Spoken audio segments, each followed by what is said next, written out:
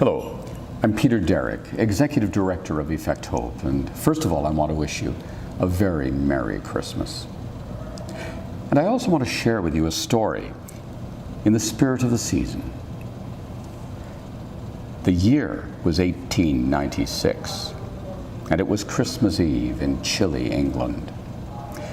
A young man could see his breath in the frosty air as he made his way up a familiar avenue. This was not the first time he had been cold or so very hungry. But in earlier days, there had always been a way through his circumstances. Tonight, it was not so. Tonight, he was alone, really cold, and desperate. He paused before one grand-looking home. As he stood there, shivering under the streetlight, he decided that at age 24, the world had treated him as he deserved. Tonight, Christmas Eve, was also his birthday. There seemed something particularly ironic in that.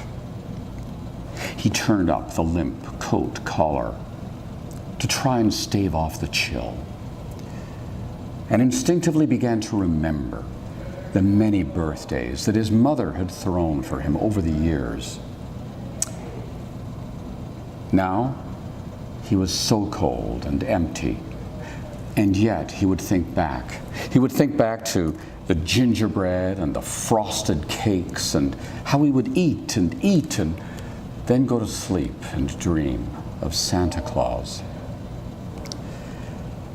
A carriage appeared and turned up the driveway to the house. Several richly dressed women disembarked and went into the home. The front door was still open. The first floor was brilliantly lit, and the light shone down the stairs and out onto the driveway. But the windows upstairs were still dark. It looked very easy just to slip upstairs to the darkened chambers, where he knew he would find jewels and trinkets of all kinds. So he did. He slipped in and passed quickly and quietly upstairs. He went at once to the dressing room. A number of rings and trinkets lay in a silver tray. Quickly he took them and hastily slipped them into his pocket. And then the door opened. A woman stood there facing him. For a moment she stared at him, and then she threw out her arms and rushed at him. William, is that you?" she asked. He struggled to loose her arms from him and to keep her lips from his cheek. "Mother," he said. "Mother, you mustn't. You don't understand. This is worst of all." Hunger and cold and shame flooded over him. "Who says I shall not kiss my son?" she replied. "I have waited so long for this moment."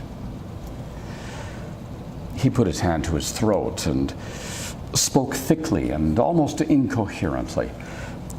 "You do not understand. I didn't know you were here. I came to rob you.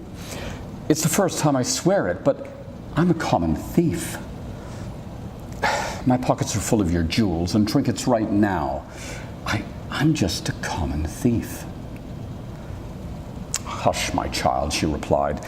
"How can you rob your own house?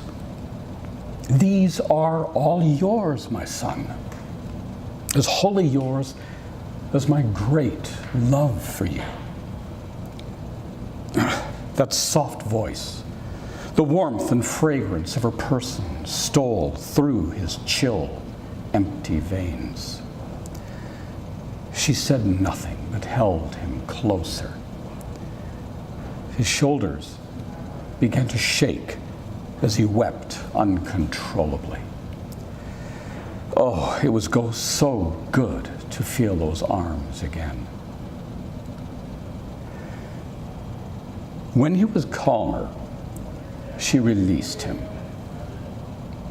He looked at her and said, "Oh, Mother, I feel I owe you an explanation, but I have none to give, even to myself. Yet there are things I ought to tell you before I receive your forgiveness. I'd rather you wouldn't, Will. You have come back to me, and that is all in all to me." He found no answer that was worthy to give her. He looked at her questioningly. I wonder if you know how much you pardon." "Oh, my poor boy, much or little, what does it matter? Have you wandered so far and paid such a bitter price for knowledge and not yet learned that love has nothing to do with pardon or forgiveness? It only loves and loves and loves." She leaned over and kissed him again. And as she did so, the chimes that were ringing joyfully outside found a warm and resonant chord in his own soul. William was home.